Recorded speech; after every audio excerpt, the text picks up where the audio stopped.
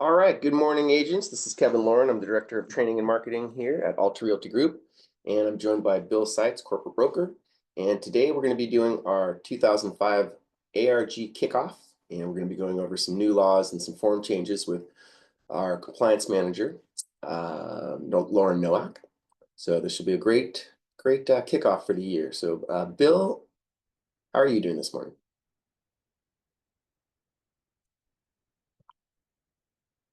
There we are. Hey, good morning, Kevin. How are we? Doing great.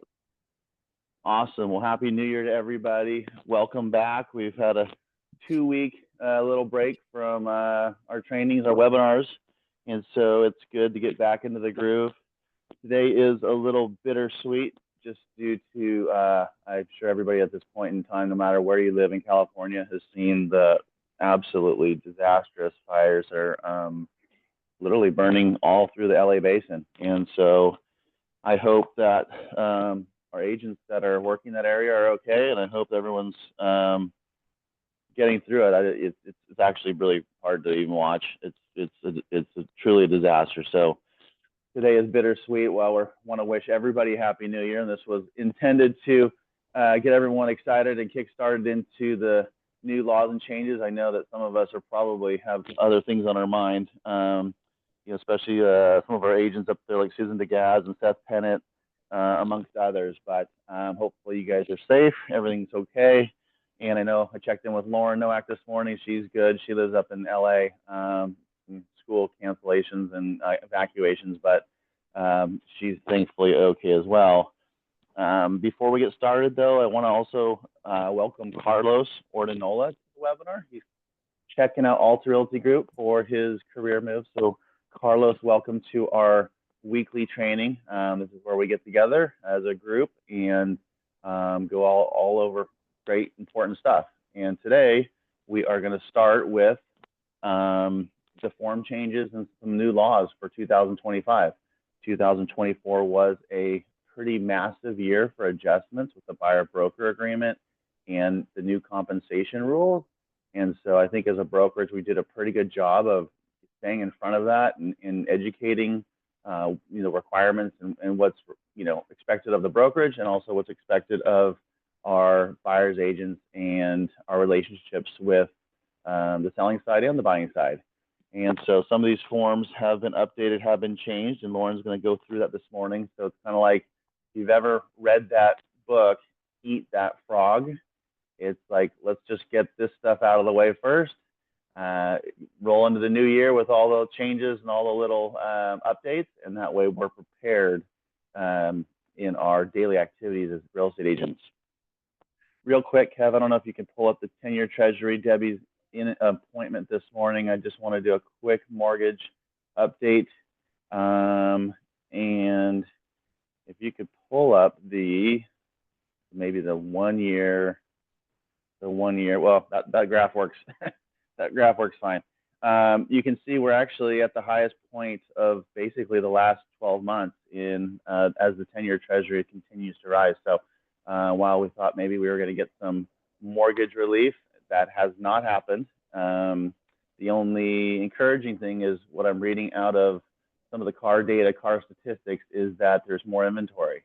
And as we always talk about on these webinars and these trainings, is educating realtors with different types of financing tools are available to basically work around these short-term, mid-term changes in interest rates. There's just so many things that we talk about, from buy downs to DCSR to all sorts of non-traditional, non-QM loans and everything else under the sun. So just know that we have things that can work and help your agents or help your clients. And the good news is that the forecast is to be a stronger year this year. Consumer confidence is up, and that's great news. So without further ado, let's get Lauren going. Let's get straight into this, because this is an important topic, and let's get Lauren on the line, Kev. All right, Lauren, take it away. Awesome. Thank you so much for having me. I'm going to try and make this as condensed as possible. But again, this is definitely something that is very dense in information. So I want to make sure right off the bat, people, maybe if you're watching this recorded or if you're here today and you want to go back and review the information, I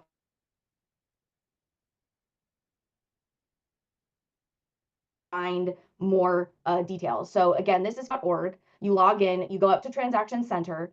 By default, it goes to transactions, and then you can go to your standard forms. This is where you would find form revisions and new form releases. But what I really want to point out is, again, clicking on Transaction Center, go to Risk Management tab here, and go to the Legal Live Webinars. And here you'll find the most recent webinar taught by the CAR legal attorneys. You'll also find recordings of all of their past webinars, and specifically the new and revised forms for this most recent rollout. They broke it up into two parts. Part one is actually for property management, leases, that sort of a thing, which we're not going to have time to really delve into today. But I really encourage everybody, I know in this market, you're going to touch a lease or property management at least once. So please go look at that information. And then the new laws, I'm only going to have time for a few today, but there are definitely more real estate related laws. So please go and check that out as well. Okay, so. And Lauren, real quick, just for the new agents, just maybe rattle off your impressive title, background, your accolades as a person of in this field that knows what they're talking about. Yes, absolutely. Let me swap over here to my presentation. And oops, let's see here.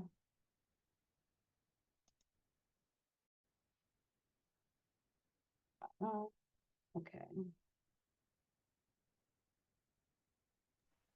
And once again, it is everybody that is maybe potentially new at the company. These are recorded webinars. While we encourage everybody to jump on live that from 9 to 9:30. Typically, this one will run probably a little bit longer just because of the nature of the content. But these are recorded. They are sent out back to you guys. So they also live on our YouTube page. So you can go back when these specific webinars or really deep dive marketing webinars go on, you have access to review the content and, you know, because we only can retain so much information at one time. And so we don't, we do our best, right? Yes, yes.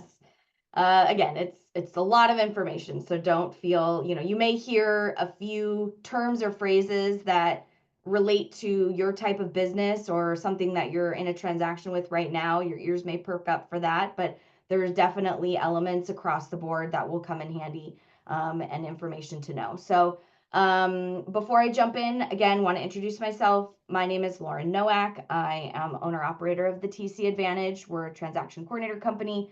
And I also handle all of the compliance review for Alta. So a lot of you hate to see my name pop up in your email inbox in that regard, but my credentials, I've been in real estate since 2008. I do have my real estate license. I'm CAR certified as a transaction coordinator as well as a forms trainer. And I'm also a founding board member and current treasurer for the CATC, which is the California Association of Transaction Coordinators.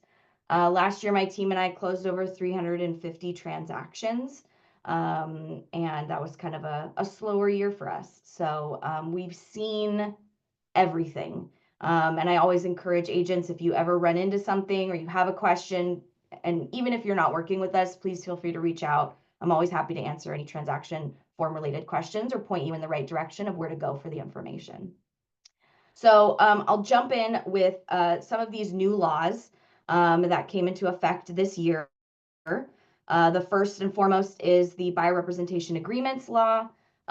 This law basically says a representation agreement is required as soon as practicable, but no later than the execution of the buyer's offer to purchase. For a lot of people, a lot of Alta agents, that's not going to matter because this law term does not supersede the NAR settlement. And the NAR settlement says you need to have a representation agreement completed prior to showing property. This law was more of an attempt to make it uniform across the state because not every brokerage is a NAR member or a CAR member. So this is a California law, not necessarily a NAR rule or agreement. This law is enforced. Yeah. Sorry, Lauren, just to interject. So we did a couple weeks ago send out that link. I hope everyone got to watch it because that was directly from the commissioner's office at the Department of Real Estate, and they spoke exactly about what Lauren's referring to here, and the law. And and this is what we operate under at this point. Mm-hmm. Yeah, exactly. So I know there's a lot of kind of different information, and I've been seeing in a lot of files coming through representation agreements signed the same day as the offer, which again, in this market, you may do your representation agreement, see a property and write an offer on it same day, but just don't be operating under the assumption that like, oh, we can just sign this agreement before we, get an accepted offer. You're still bound by the NAR guidelines, which says you have to have an agreement signed prior to showing property. Again, the law is enforced by the DRE. The NAR settlement terms are enforced by jealous agents, essentially. Those are the people that are going to be tattling if you don't comply. So this law does apply to most real estate transactions. It does not apply to leases, rental agreements, sale of state or federal land, or loan brokering services. And the law does specify that the agreements must include buyer's agent's compensation, services to be rendered, when compensation's due, and an expiration date. So again, this is all in an effort to make something uniform. I've seen a lot of broker created representation agreements, and that's fine as long as they adhere to what those agreements must include.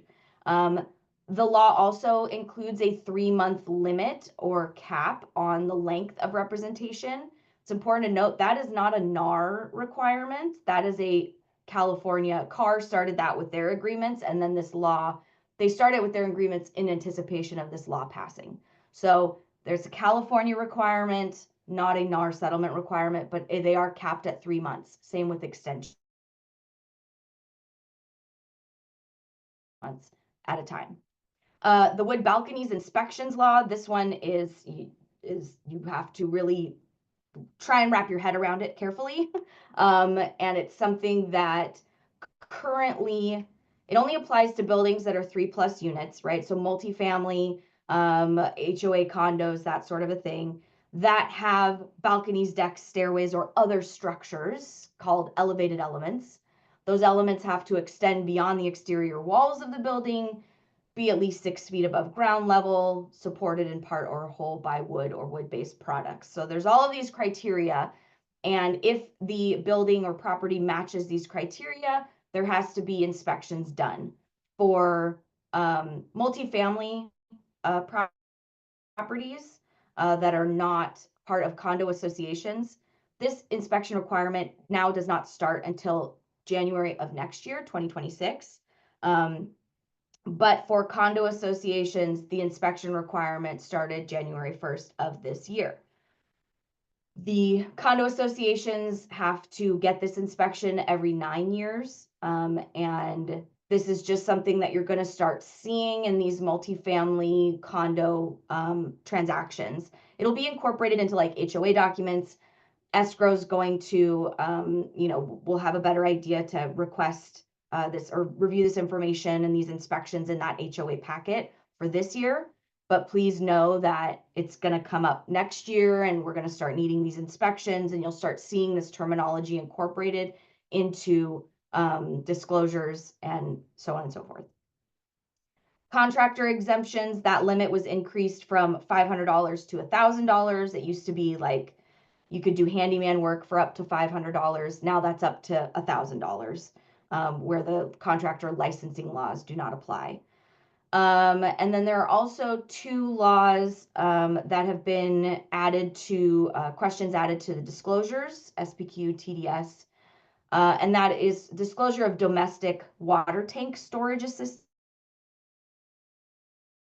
That is more central California area, some of the more rural parts. Basically, when a private water well has gone dry or was destroyed by a natural disaster, and that household received assistance or a separate water tank that was put on the property. And so those kind of disclosures are now required to be made by the seller.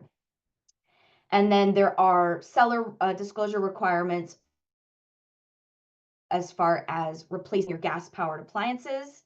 Some state or local requirements apply when replacing those appliances. The seller has to disclose if they're aware of any of those. And then that law also requires a disclosure to the buyer that they should probably obtain an electrical inspection, electrical system inspection.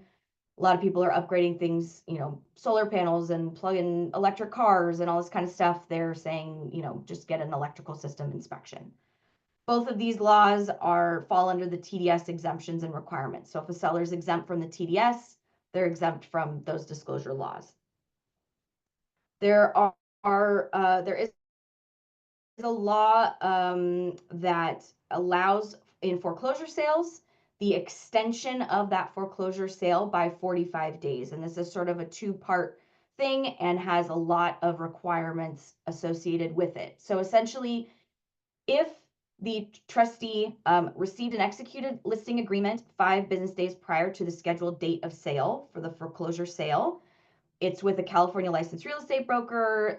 It will be placed publicly on a publicly available marketing platform, and it was sent by certified mail or some other way to verify delivery, and it's a residential 1 to 4 unit property, then the foreclosure sale can be extended 45 days while this property is listed. This option can only be utilized one time. If you utilize this, Lauren, yeah. on that certified mail, Yes. that's going to the servicer? Yes. Okay. Yes, to the trustee, to the, Okay. yeah, you have to give them that information.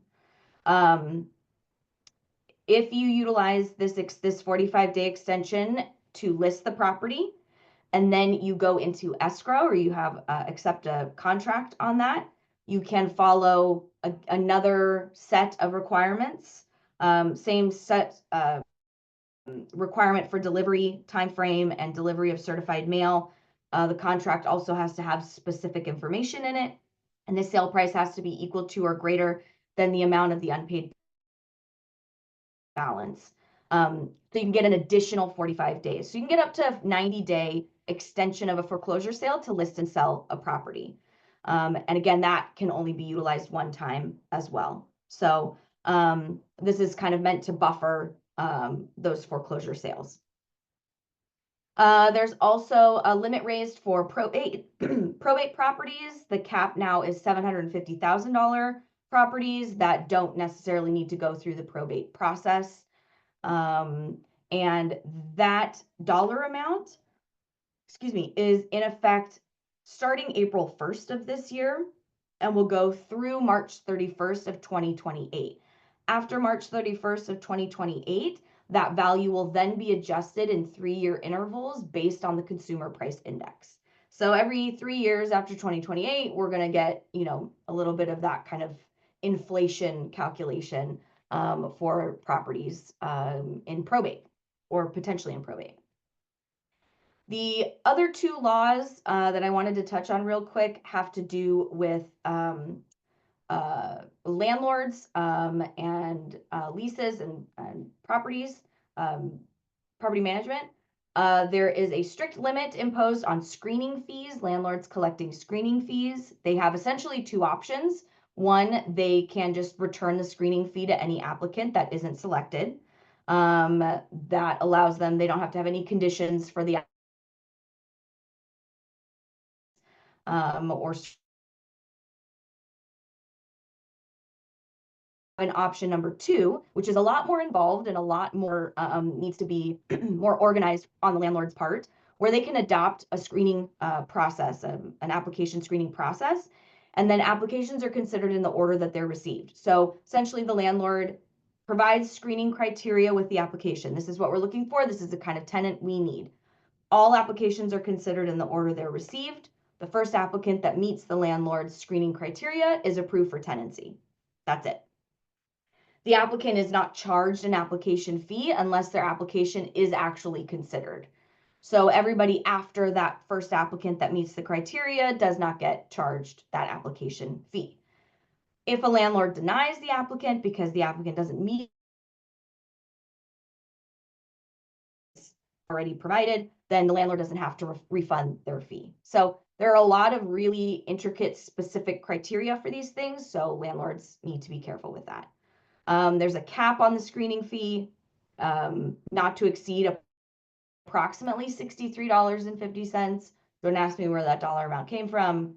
That's just what that is. I have no idea how they calculate I can that. tell you where that came from, Lauren, because on the mortgage side, that's probably what it costs to pull a full tri-merge credit report for one or two people. So that sounds right about in the zone.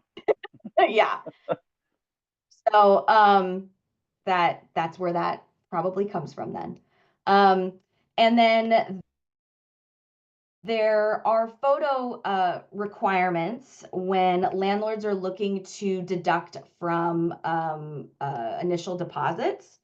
And beginning April 1st, the landlord's required to take photos of the unit once the tenant vacates and they get possession of the unit back. In a reasonable amount of time, they need to take photos of the unit before they do any repairs or any cleaning. And then the landlord also photos of the unit after the repairs have been done and the cleaning has been completed. For tenancies that begin on or after July 1st, the landlord is required to take photos of the unit immediately before or at the inception of tenancy. So it's going to be a lot of photo documentation requirement if the landlord is looking to deduct costs. This is just a matter of the, documentation, transparency, so on and so forth. The landlord is also required to provide a written explanation of the costs of the allowable repairs or cleaning. They have to provide the photos to the tenant by mail, email, flash drive, or even a link of photos. And if the landlord in bad faith does not comply with these requirements, then they cannot deduct any of that initial deposit. There is an exception to this process, and that is if the repairs and cleaning does not exceed $125. Okay, there are definitely a handful more laws, so please go check out those videos from CAR because you'll want to stay informed on that. For now, we'll get into the form updates, and there were a total of 64 forms that are new or revised. Don't worry, we're not going to get into all of those today. The breakdown, essentially, there are 10 property management forms. 8 of them were just revised. 2 are new. Again, we're not going to really touch on those. Those are in a separate, we can do a separate webinar if you'd like, but those are in a separate video to view through CAR. And then every CAR has kind of a new mandate that they don't want a form in their library that's older than 4 years. So every 4 years, they want to make sure a form has been at least looked at by the forms committee to make sure it's still applicable and useful and so on and so forth. So a couple of those forms have been revised based on that. There are 5 new forms, 21 forms that have substantive revisions that will affect kind of the way that you're doing business. And those are the ones we'll try and touch on the most today. And then the other ones are like, the RPA was updated, has revisions, and then 7 other purchase agreements were also revised in the same manner. So same with the listing agreements, and then 12 forms that have like silent revisions where they changed like buyer's signature to buyer's signature, like things like that, where it's like, doesn't really matter, but technically they were revised. So don't be overwhelmed. we'll get into this, you know, and then if we have any questions at the end, I can go back and review. First thing we want to touch on that you've probably seen already if you've been handling the purchase agreement this year or since December, is the purchase agreement.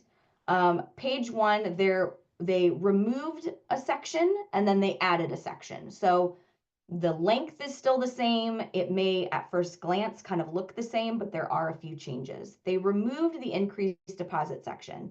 It was taking up a bunch of space. It's not really that common. People don't use that a lot. So if it is utilized, you check a box in 3D 2, and then there is a new separate form called the IDA, the Increased Deposit Addendum. This is what it looks like. It's all those terms that were in the contract in an addendum. It's like less than a half a page. This is not to be confused with the DID form or the delivery of increased deposit. This is an addendum adding these terms to the contract. And then once that increased deposit is delivered, then you would utilize that DID form. So this is just to add in that extra term. Page 2, this is where they added a section. So the last update with the NAR settlement changes, they added the SPBB form, and now that's gone away. It's not available in zip forms, it's not available from CAR anymore. They've taken all of those terms and condensed it all down into 3G3. So they kind of reworked section G, where G1, it's only for closing costs. You can't, there's no other section, you can't check a box that says compensation, any of that, only closing costs, super simple. G2 is for additional seller credit terms that are not closing costs and are not buyer broker compensation. So buy downs, insurance credits, repair credits, all that kind of stuff, that's where that would go. And then 3G3 is optional still. So you have to check the box to incorporate this term in the contract if the buyer would like to ask the seller to pay their agent's compensation.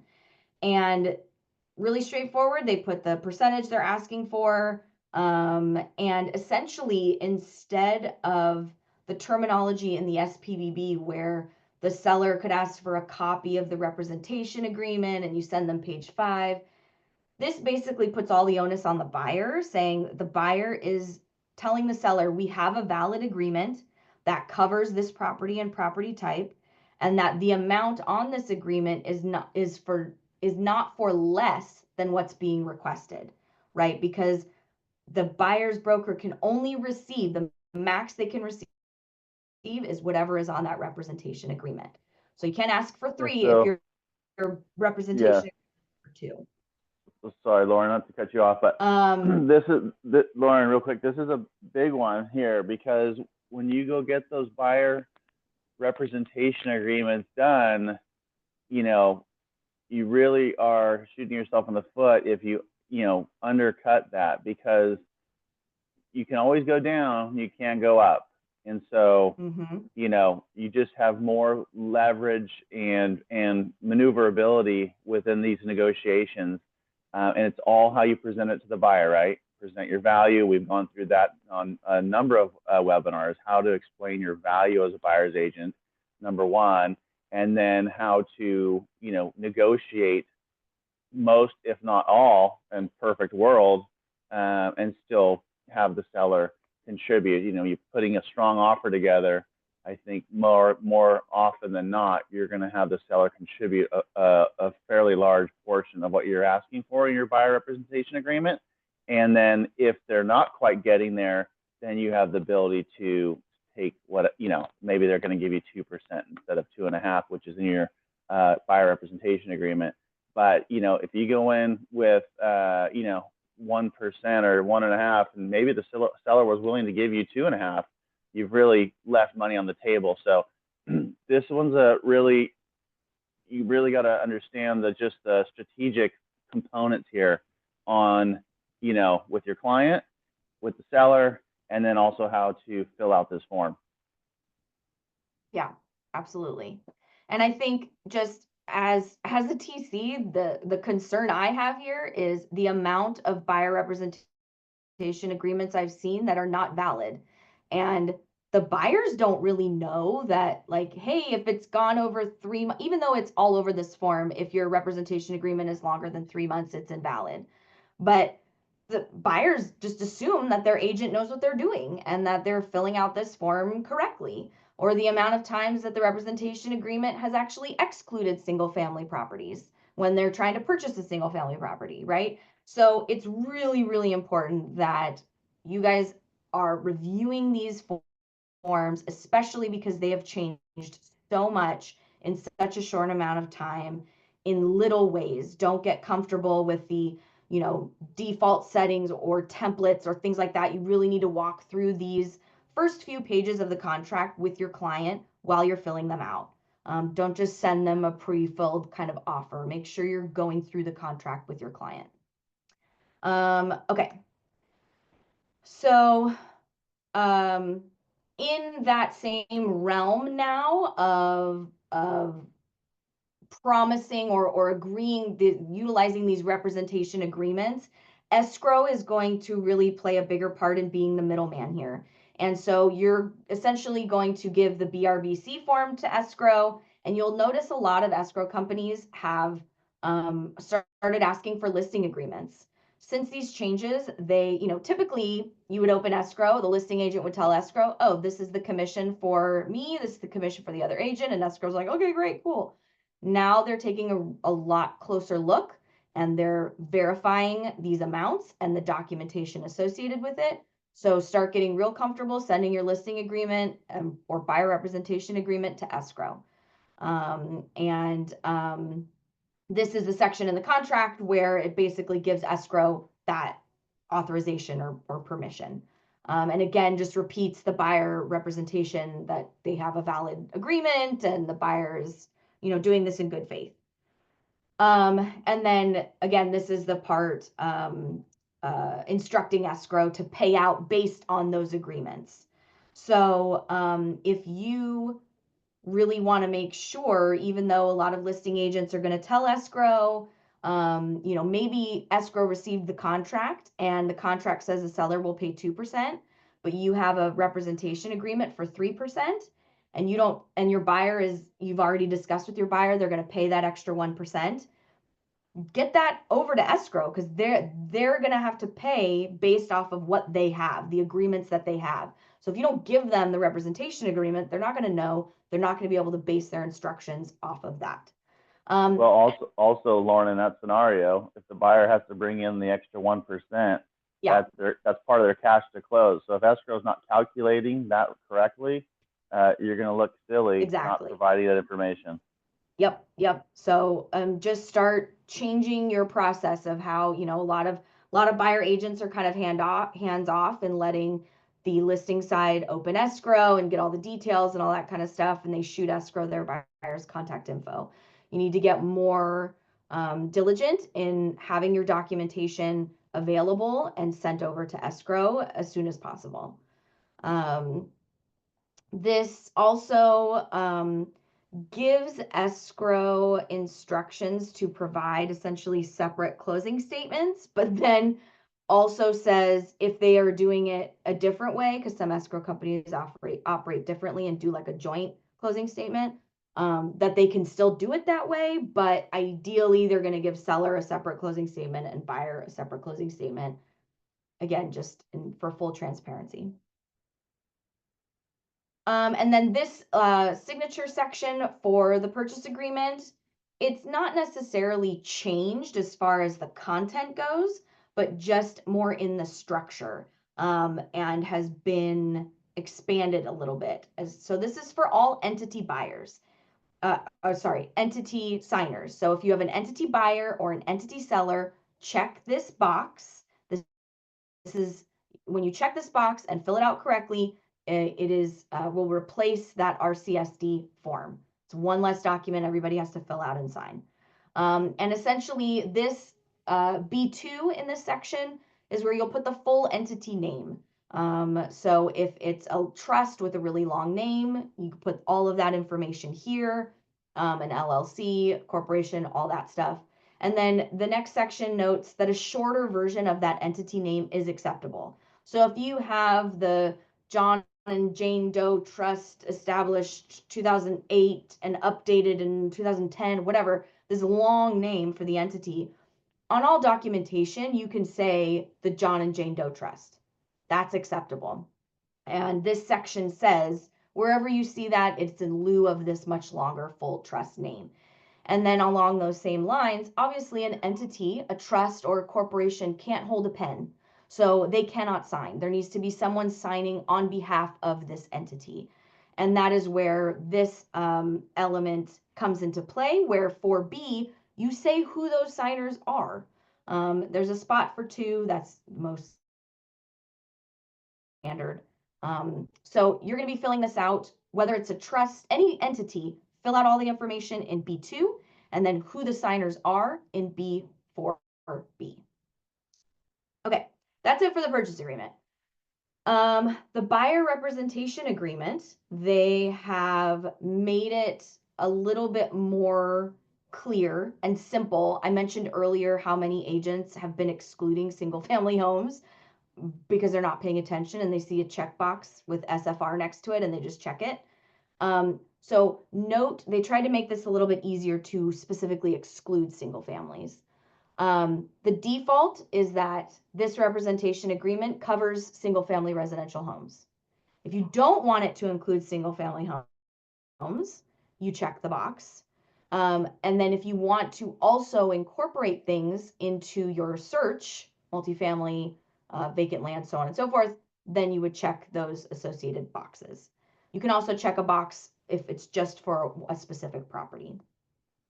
They also made an update to the amount of compensation. There was a lot of confusion. It had said previously like a separate compensation schedule. And a lot of car members were like, okay, where's the car compensation schedule? So they just wanted to clarify they don't have one. They don't provide it. This would be like a broker created schedule. So they made that clarification. And then they also allowed for the cancellation period to be reduced on exclusive representation agreements. So if it's non-exclusive, which is the default of this agreement, right? If you want to make this exclusive,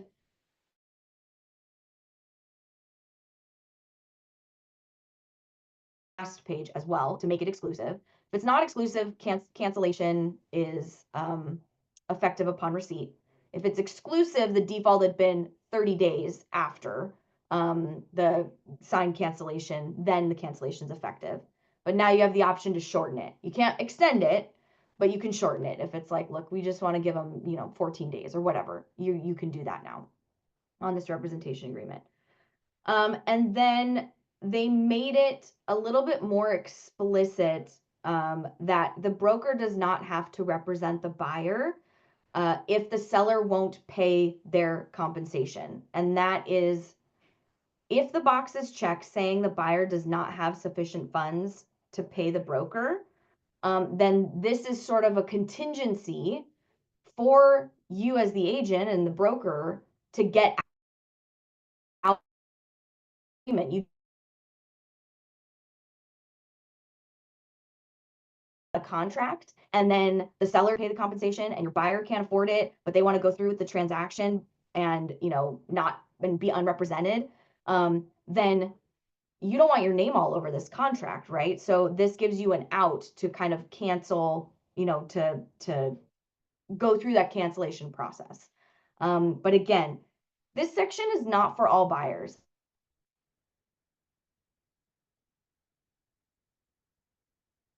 This box is checked. And I feel like agents aren't really doing their due diligence to make sure that a buyer really can't afford their services. Yes, the standard operating procedure is that the seller will cover the expenses, but I feel like a lot of agents are just checking this box in case the seller sees it and it's like, oh, the buyer can't afford it. And, really have these conversations, do your due diligence, look at the buyer's financials, use the car form BFPI if you need to review potential assets of your client, and make sure that you've had this conversation with your client to be compensated for your services. Yeah, and Lauren, if this is me, I am going to have the conversation with my buyer clients and say, hey, look, my goal for you is to have to not pay me much, if anything at all. I want to establish that through negotiations and through putting together the strongest offer possible that we can, so that in turn I can get the compensation from the seller. And and then you can always say, look, that is the goal. If it doesn't work out that way, then at least you know where the buyer stands on what they can bring to the table, hopefully something. And then there's at least a negotiation there. But it's really important to remember there's several contracts going on at any one time. There's the contract between the buyer's agent and the actual buyer. There's a contract with the seller and the listing agent, and potentially now a contract between buyer and seller. So when you think about it in those terms, it sometimes gets a little clearer, but in relation to compensation, I think you really just have to have a really strong strategy on how you're to convey your value to the seller, or to the buyer, and give them the kind of representation they don't mind compensating you for, or the difference of what you can't get from the seller. Yeah, absolutely. And again, it's about your value that you bring as a buyer's agent. If you have a buyer that is like, well, I don't want to pay you. Why do you want to work with them? It's one thing if it's like, okay, let's work together. I know funds are tight. Like, let's make sure you're searching within your budget. Let's make sure you're realistic about what these costs are, what you're going to pay, out of pocket, and so on and so forth. And like the value that you bring for your services as a buyer's agent. And if your buyer's like, yeah, that's great, but still, like, I don't think it's valuable enough to pay you. Like, do you really want to be working with somebody like that? So, as uncomfortable or awkward as it is, these are important conversations that really do get easier over time, the more you have them. So don't be afraid of them. Jump into it. If you have a situation where you do need to cancel your buyer representation agreement, there is the cancellation of buyer representation form. This form has been sort of reorganized to be a little bit more digestible and easier to understand, right? So first you have, is this a unilateral cancellation or is this a mutual cancellation? If it's a unilateral cancellation, right, like either you or the buyer are canceling this, it's not a group effort, somebody's canceling this. Is this an exclusive or a non-exclusive agreement, right? Because those have different parameters for the effectiveness or efficacy of this cancellation. So you fill out that effective date of cancellation section. And then you fill out an option for your scope of cancellation of like, look, we're canceling this. They found a different agent. They decided to cancel their search, whatever. Full cancellation, or you can cancel for only a specific property. So this is what you would be able to use if you have a representation agreement for your buyer. The seller won't pay your fee, or won't provide compensation. The buyer also cannot afford your compensation. That box has been checked in the representation agreement. They can't afford your services, but they still want to purchase the property, so you're going to bow out. But if for some reason that transaction cancels, this allows for your representation agreement to still remain, right? Maybe they want to keep looking at properties while they're in escrow just in case that one falls out. And so this allows you to cancel for only a specific property. And then it's also made a little bit more explicit how compensation to the buyer's broker may be owed. So maybe in your representation agreement, you have, I don't know, reimbursement for certain things. There is an option to select, if there's expenses, if you want a referral fee, so on and so forth. And then they broke up the signature section on the last page into two parts. You're only going to sign one or the other. If it's a mutual cancellation, you sign in the top box. If it's a unilateral cancellation, then the other box will get signed. So again, take the time to read the forms so that they get filled out correctly, because this affects your compensation and affects your relationship with your buyer. So read it carefully, but this is a tool that is available. in relation to that cancellation form, this is a new form that's been rolled out that actually has two separate uses. So if you're going to cancel your representation agreement, you should also cancel your agency agreement, because the agency agreement or disclosure of agency relationships form is bundled with that buyer representation agreement, right? So you can cancel your representation agreement, but you also want to cancel your agency, and that you're not obligated to represent the client, and be bound by those agency fiduciary duties. So the top section of this form is just cancellation of that agency relationship. And then the second section of the form is you can opt in to incorporate this element as well by checking the box. But this also works if you are changing brokerages or you're replacing a broker, either for buyer or seller. So if you have a buyer representation agreement, or this is an agency for a listing agreement, right? So if you are changing brokerages, then you would utilize this form because you need to cancel your agency relationship with one broker, and now you're going to amend the purchase agreement to update it to this other brokerage, right? So previously we would just throw this on an addendum, or we would do maybe like an agency confirmation form and like update it that way. This is a new form that is specifically for that purpose, to essentially replace a broker. So this may come in handy for Carlos when you make the decision to come over to Alta, and you have existing relationships. You can utilize this form for that purpose.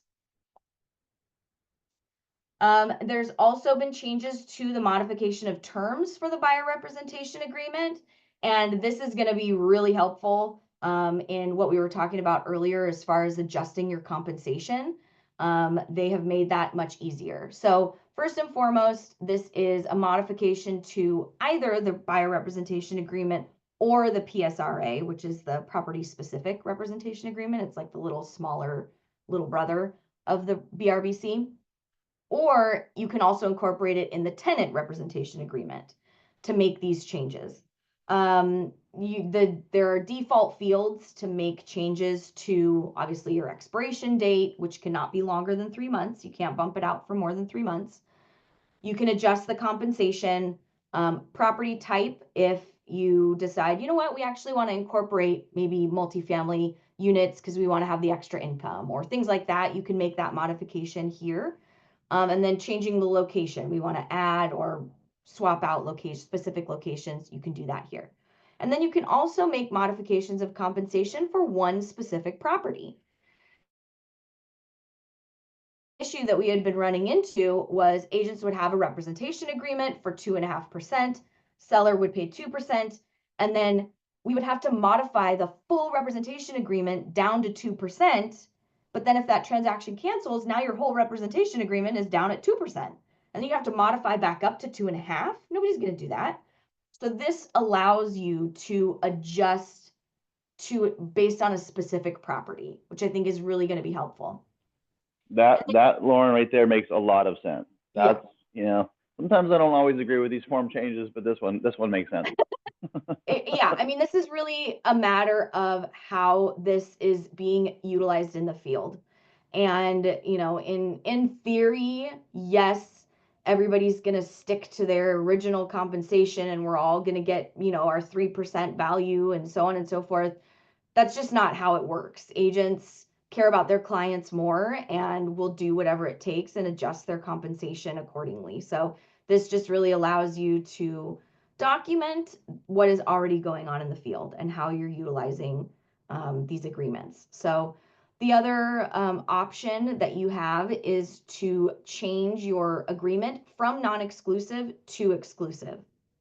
So if you decide that, your buyer representation by default is non-exclusive, if you want to make it exclusive, you can use this form to do so. The PSRA is non-exclusive only. Technically, you could use this to make it exclusive, but you would still have to provide them a copy of the BRBC so that they know what exclusive means and what those, parameters are for cancellation and all that kind of stuff. So you may as well just have them sign a BRBC. But this is an option if you're like, oh, whoops, I meant to, or maybe I only checked the box and didn't have them initial, or vice versa, whatever. You can utilize this form for that.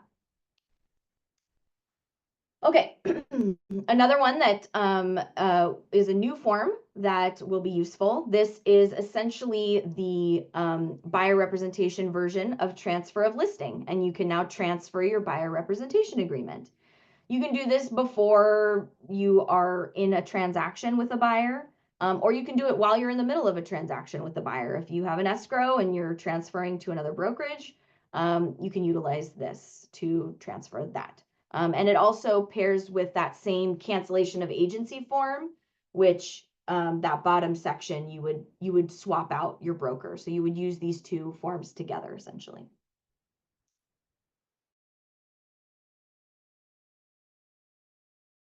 This is that PSRA form, the little brother to the buyer representation agreement.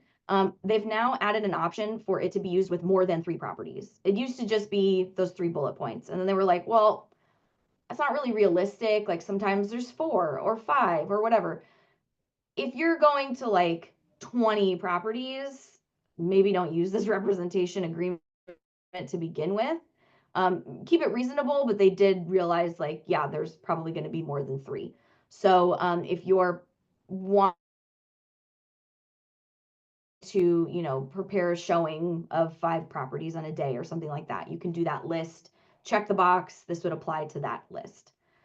They also added a continuation right section, which was not there before. Again, that just allows for you to be compensated if the terms of this agreement are met after expiration, after the representation period ends. And then again, it's still non-exclusive. Okay, the listing agreement. There were changes made to the listing agreement when this NAR settlement update was made. Everything having to do with the MLS was removed and put on a separate MLSA form. And now they took a little chunk of that MLSA form and they're putting it back into the listing agreement. And that section is the element of authorization to market that the seller is willing to consider concessions. And this just allows, that was really kind of getting missed on the MLSA form. And so this section is more explicit in what the seller concessions are. All that terminology, again, has been removed from the MLSA, put back in the listing agreement. And then you would check a box if the seller is willing to allow you to post on the MLS that they're willing to consider concessions, and then any other marketing outside of the MLS. So if they're good with letting the public know, yeah, I'll consider it. If you want to ask me to pay buyer broker compensation, sure, put that out there. Then they would check these boxes. If these boxes are... This one kills me, Lauren, because it's like, of all the work around and all the stuff we've done, and now you can dangle the little carrot, like seller will consider it. It's just like, right? Oh yeah, my, exactly. Oh my but goodness. You still can't say anything on the MLS specifically. I know. It's dumb. Don't even get me started. So, but just know that if you do not have these boxes checked and you post on the MLS that the seller is willing to consider concessions, you would be in violation of MLS rules. So again, I don't know who's enforcing this stuff, but just keep that in mind. Like, you need the seller's authorization to say this. This is kind of like along the lines of like that personal information about the seller, like what you are and are not allowed to disclose. So keep that in mind. That's now back on the listing agreement. So keep that in mind. Seller property questionnaire was updated, added a specific reference. There's been a question since the last update about those elevated elements or the wooden balconies and stairs addendum thing. Now they just added text referencing that specific form. And then there's also that question that was added about the water storage tank assistance, which is a really property specific, situational specific thing. if you have received it, you'll know and you would mark yes. Otherwise, most people are not aware of that element. Speaking of the wooden balcony and stairs addendum, this was updated to reflect that kind of extension in the requirements. Multifamily properties were kicked out a year. Condo associations are still required. They also included an element on this form of who is authorized to make these inspections, because it was like, oh, well, can like just anybody look at them and say these are fine? Like, let's get specific on who should be inspecting these. And it lets both buyer and seller know, right? Like who's, especially if you have an HOA doing the inspections, you want to, you need to be aware of, they need to make sure that the right people are inspecting these. For now, we'll just say until January 1st for these multi-unit properties. Basically, the seller just has to disclose if no report has been made on their property. And again, it's 3+ units. So we're not even talking duplexes, like 3+ units, triplex, fourplex. And then once this law comes up, we'll go into detail on more later of that whole process. But just be aware for now, checking the box on the SBQ of like, I'm not aware, there's no report. Great, that satisfies this disclosure. Okay, seller counteroffers. This is more of a procedural thing that I think has confused the hell out of a lot of agents that I've seen. Essentially, the intent of this was to allow for a binding contract to be made when we're a little bit outside the time frames. So this specifically is the seller counteroffer, but this has been made across both multiple counter and buyer counteroffers. You may have seen these. There's like this added late acceptance signature section. So basically the default expiration for counter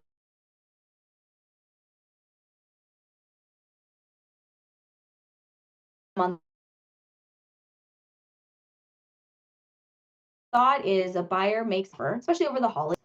Sometimes you would have a buyer make an offer. When the seller responded on a counter offer, it was past 5 p.m. on the third day. And they would write in like seller extends the response to the offer to be blah, blah, blah. They just added this section in section 4 of like, look, if the seller is signing this, sending this counter offer, we're extending the response time. Like that, don't worry about adding that part in. So the seller can then make this counter offer and send it to the buyer, and the dates are now caught up because the buyer still has to review and accept it. If the buyer in reviewing this counter offer goes past that 3-day at 5 p.m. time frame and the buyer signs it late, it now has to go back to the seller to accept a late acceptance, right? Because a buyer can't just like sit on a seller counter offer and then 6 days later be like, oh, look, we accepted it. Here you go. Now you're bound to this counter, even though it's expired, right? So the seller has to then sign off on like, okay, we accept that, yes, we'll move forward with this. And it's the same concept with like the buyer counter offer as well, right? The seller can't just like sit back and then later be like, oh, look, we signed it, we accepted it, you're bound by this contract. No, now the buyer needs to sign and say, okay, yeah, I agree. I hope that makes sense. It's just one more back and forth for that. But I've seen a lot of sellers sign this again, even though it's not a late acceptance. So just know it may not be necessary. But a lot of agents don't pay attention when they send these things through digital signature, because the digital signature programs just slap a signature tab anywhere that they see seller, and then they just have sellers sign it. So pay attention to what you're doing. The seller contingency removal. This is the last form that we'll talk about today. This was updated to allow the seller to specify the amount of days needed in an extension. So basically, when you have a transaction that is contingent on the seller finding the replacement property, and you can see down at the bottom, this is the section in that SPRP form where the seller says, parties agree that the seller can extend the close of escrow date for the sale of the seller's property for a maximum of however many days. So many people leave this blank, but you really should just fill this out, right? Give it a maximum of like 45 days, 60 days, whatever.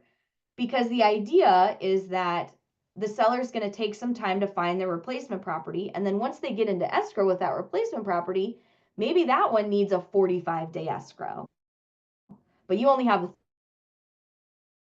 year, right? And you want to make those closings concurrent. So it used to be that the seller would just say, okay, I'm removing the contingency for my replacement property. And then you have this like ambiguous term on the SPRP of like a maximum of how many days. Okay, great. Do you want the maximum? Do you only need 5 days? This allows you to check the box and say, I found my replacement property and I'm only going to need a 5-day extension, or I'm going to need the maximum that was allotted in this SPRP of 45, 60 days, whatever. So this again just helps clarify things and get those details really for the TC and escrow to be able to be like, okay, now we have something in writing that everybody's on the same page of how many more days that we'll need. So that was the last form. I know it was a lot. I hope I stayed under my hour. And if we have any questions, please let me know. Yeah, well, Lauren, as always, really appreciate you coming on the training today. We know it is a lot of information from a broker standpoint, for just for me, being a responsible broker for the company, and for all you guys, as a parental figure in a way. There are a lot of changes, and for many of us that have been in the industry since the contract was 3 or 5 pages, or unless you were Don Kearney, it was a half a page. That was a little dig at Don, but the industry has changed so much for a lot of us that have been in the industry, and I can't emphasize enough about having a good TC partner, somebody that knows this stuff. Lauren's team does a great job in getting the CDAs out quickly. And I know sometimes the process can be frustrating because we have all these responsibilities that are now adding and changing. And the last year has been a big change for all of us. And so I really emphasize, if you haven't utilized Lauren and her team, or you have a very proficient TC, that's good, because to go it alone, there's just so many pitfalls and so many places of exposure. You don't want to end up in mediation. You don't want to end up in arbitration or in a situation where you're, responsible or partially responsible for damages to one of the parties. And while we carry these licenses, they really hold us up to a pretty high standard. And California is probably one of the more complicated states. I think, Lauren, you'll agree with that. In the amount of contractual understanding, the amount of responsibility that you carry with your license. And so it's really, really, really important to have a good go-to. We'll put Lauren's information into the replay. We record these once again, so if you might be familiar with a number of these changes, but maybe there's one or two that you're like, oh, I'd like to kind of listen to that again. That's what it's for. And next week, we're going to go a little further into the CAR NAR situation. So tomorrow, the Alta Realty Group management team was invited through CAR for the bigger brokerages.